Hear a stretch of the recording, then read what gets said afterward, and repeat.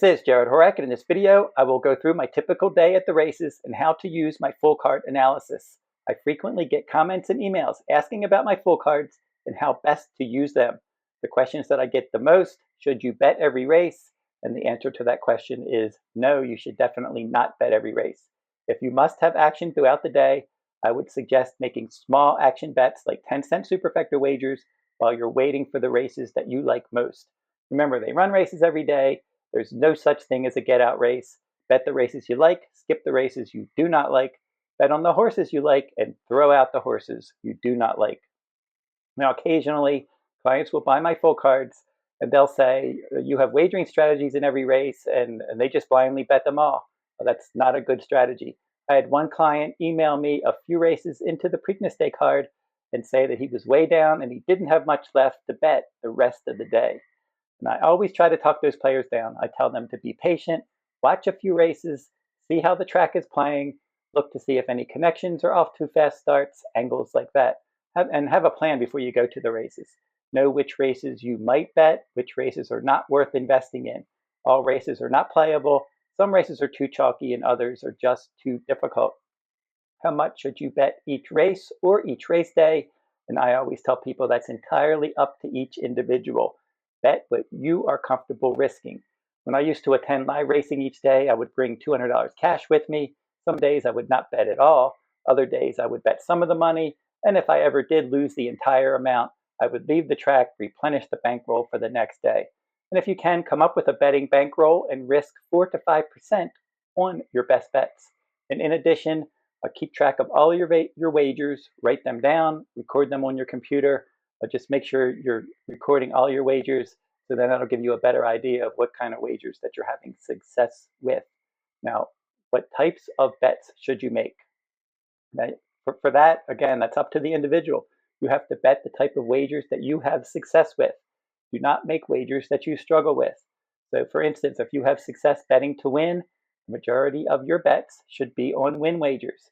If you cash a lot of exactas, make that your go-to wager. And if you do not have success with trifectas, don't play trifectas. The same logic applies to the pick 3, pick 4, pick 5, pick 6, etc. Now we're going to get into how to bet if you purchase one of my full cards. And based on what I said above, definitely do not bet every race. Bet the horses and races you like most. Risk the amount of money you are comfortable with.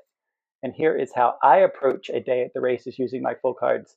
I pick my spots, I center the bulk of my action around my best bets and price plays, and I clearly mark those in each full card. And I'm going to use the week of June 12th through 16th at Santa Anita as an example. I'll go through and I'll show which races that I played and how I played them.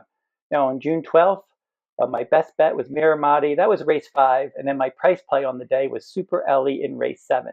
Now, prior to going to the races, I planned to center my action on those 2 horses. And the hardest thing to decide is the type of bets that you want to make. As I said earlier, play to your strengths, bet win if that's your thing. If you're good at pick 4s, go down that road. And it's probably best not to bet too many different wagers. For example, don't bet win, exacta, trifecta, double, pick 3, pick 4. Don't spread your money around like that. Figure out how much you want to bet and play to your strengths. As I said, don't spread around that money in all of those pools. Now, I will occasionally play win bets or win and place bets if the odds are in my favor, and I do not like other pools that day. So for instance, if I really don't like the exacta or the trifecta, and maybe even the daily double, and I just like one horse and he's a good price, I may bet that horse to win and place. And if I do that, I frequently split the wager, 40% win, 60% place. So if I was betting $50, I would bet 20 to win and 30 to place. And exactas are a big part of my play, and I also play trifectas, and I occasionally look at the superfecta pools. And if I am playing the pick 4, pick 5, pick 6, I pick my spots. I don't play all of those wagers every day. You would lose for sure if you're just going to play every pick 4, pick 5, and pick 6. Now, if I am playing those pools, I look for vulnerable favorites and see if my best bets and price plays are in those pick 4 and pick 5 sequences. And then when I do risk money in those pools, I'll have some strong opinions. And now back to the June 12th program. Miramati, he ended up going off 1 to 2.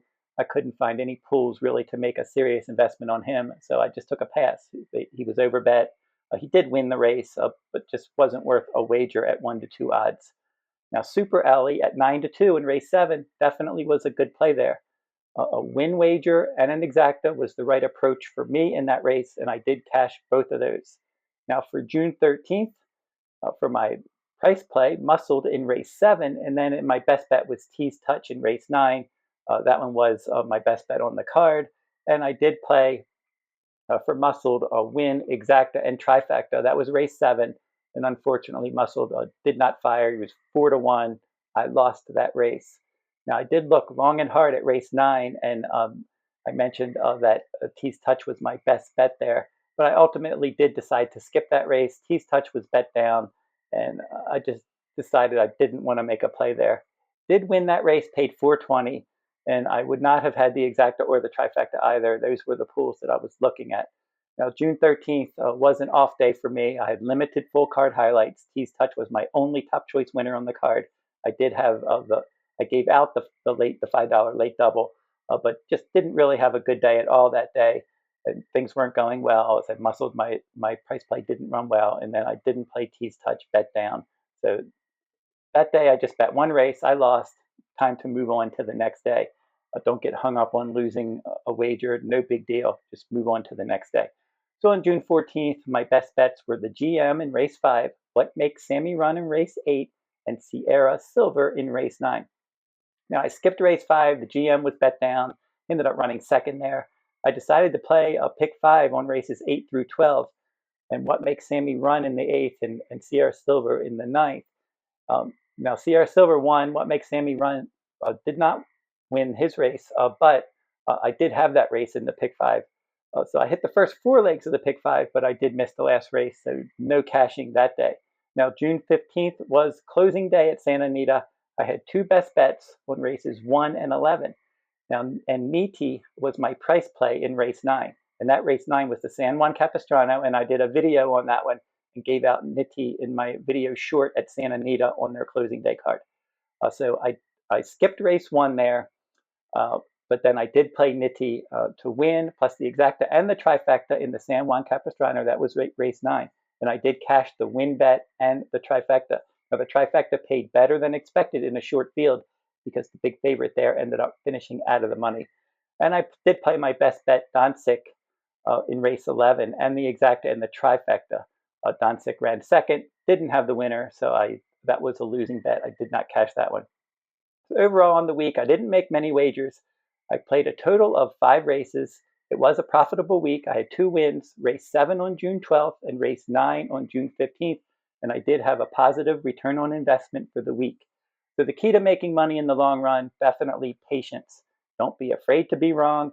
Bet less when you're losing and try to take advantage of winning streaks. That's where you're going to make all your money. If you're on a hot streak, you want to try to take advantage of those situations and stay confident even when things don't go your way. Losing streaks are part of the game, and we're all going to lose more bets than we cash, but make the wins count. That's why I said when you're in that good winning streak, you want to be betting at that time, and you want to really make as much as you can during those good streaks. And then when you're in a bad streak, you want to bet less, minimize the losses. Now, this week I have 2 handicapping videos on my channel, the Grade 2 Chicago Stakes at Churchill Downs on June 21st, and the Grade 3 Ohio Derby at Thistledown the same day. You can check them out now on my channel if you're interested in checking out those videos. Now, I'm currently on a short full card break. My full cards will resume Stephen Foster Day at Churchill Downs on Saturday, June 28th. And in other upcoming full cards that I'm going to be covering, 4th of July Racing Festival at Saratoga, July 3rd through 6th. Saratoga's official first week of their summer meet, July 10th through 13th. And then I'm going to switch over to Del Mar. I'm going to cover the entire Del Mar summer meet, July 18th through September 7th, just like I do each year. So I'm going to be doing full cards every day that Del Mar runs, and you can purchase individual full cards, weekly and weekend packages, and the entire meet. Then I'm also going to be adding select Saturday full cards at Saratoga this summer. So go to the runawayhorse.com on my shop page for my upcoming full card schedule and to purchase my full card products. And check out my Better Bets blog at therunawayhorse.com. You'll find that blog at the top of my homepage. It'll say Better Bets free picks. Click there, and you'll get a free pick from around the country each day. And like, comment, and share these videos if you like them. Subscribe to my channel as well. It's free to subscribe. And until I see you next time, good luck at the races.